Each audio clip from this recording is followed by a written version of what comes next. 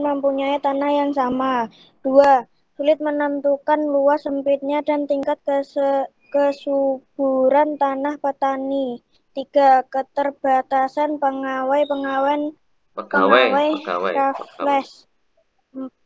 Ya, lanjut nomor 4. Pegawai 4. Masyarakat desa belum mengenal sistem uang.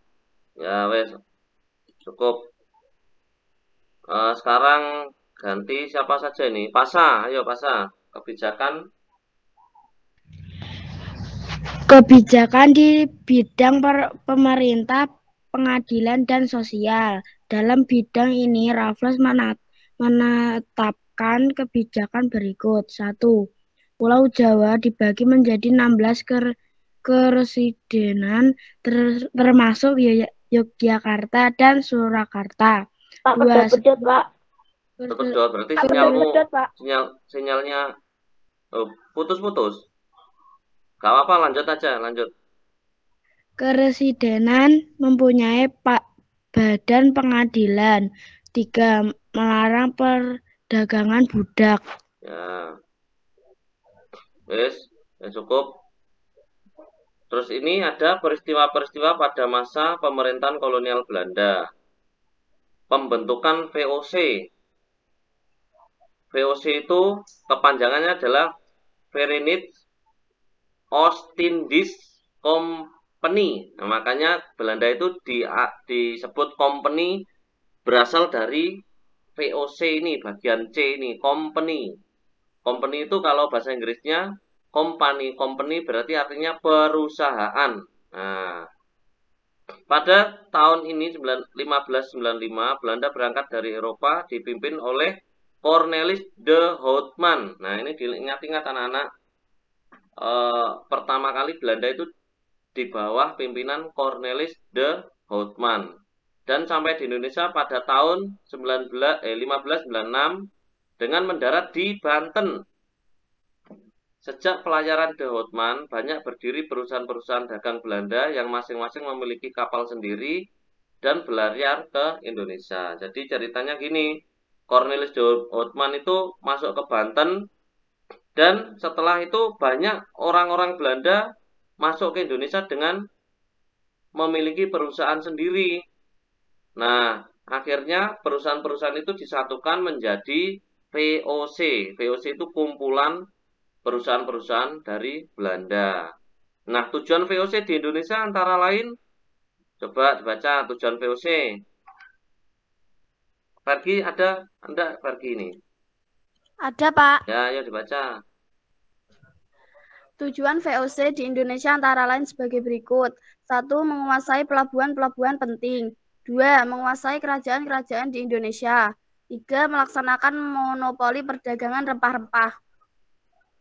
Ya, ini adalah tujuan VOC di Indonesia. Pertama, menguasai pelabuhan-pelabuhan penting.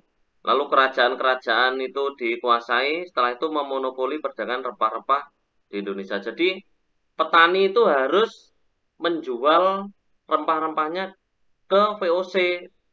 Petani misalkan ya dijual 1.000, lalu sama VOC dijual lagi ke Belanda dengan harga 100.000. Rugi apa enggak?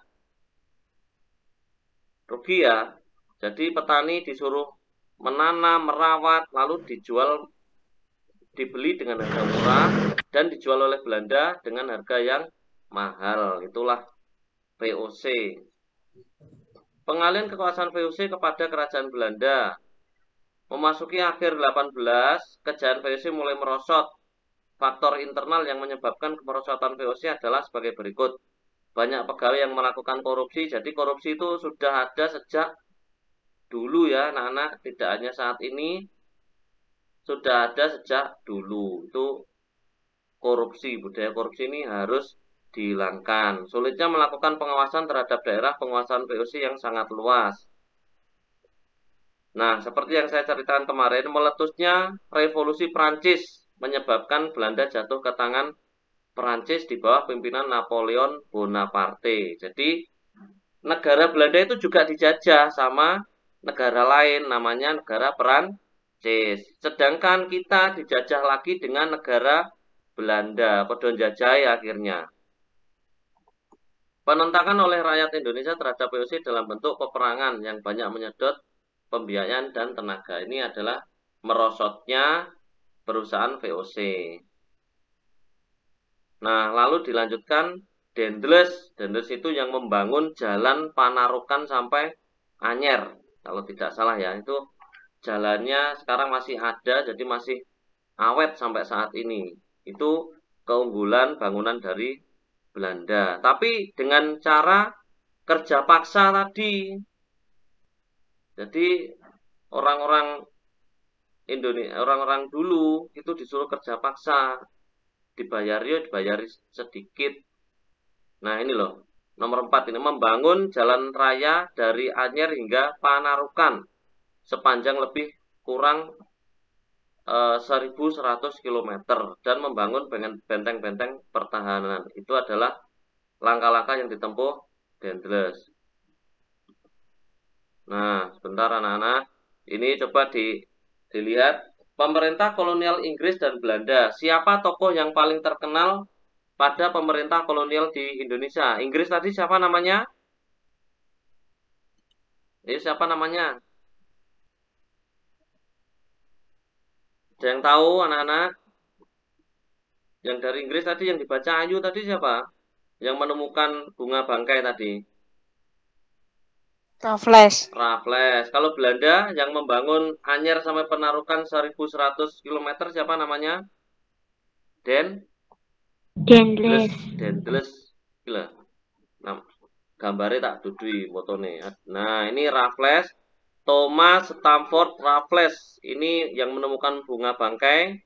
Ini dari Inggris, sedangkan yang dari Belanda adalah Dendles. Mana tadi Dendles tadi? Ada enggak fotonya tadi? Nah, ini. Jenderal Gubernur Dendles. Ini meningkatkan jumlah tentara, membangun pabrik senjata, membangun pangkalan armada, dan membangun jalan raya Anyer hingga Panarukan. Ini adalah tokoh-tokoh yang penting di masa kolonial Inggris dan Belanda. Di mana daerah kekuasaannya? Inggris di mana?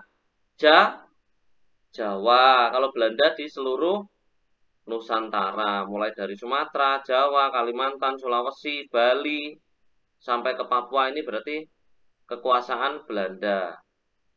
Kapan waktu pemerintah kolonial di Indonesia dimulai? Inggris tahun berapa tahun Inggris? 1,5 tahun. Kalau Belanda berapa kemarin? 350 tahun. Nah, kebijakan apa saja yang diambil bisa dibaca tadi ya, anak-anak. Harus melihat buku itu tadi. Nah, ini yang penting. Bagaimana kondisi rakyat pada masa pemerintahan kolonial? Bahagia apa menderita? Menderita. Nah,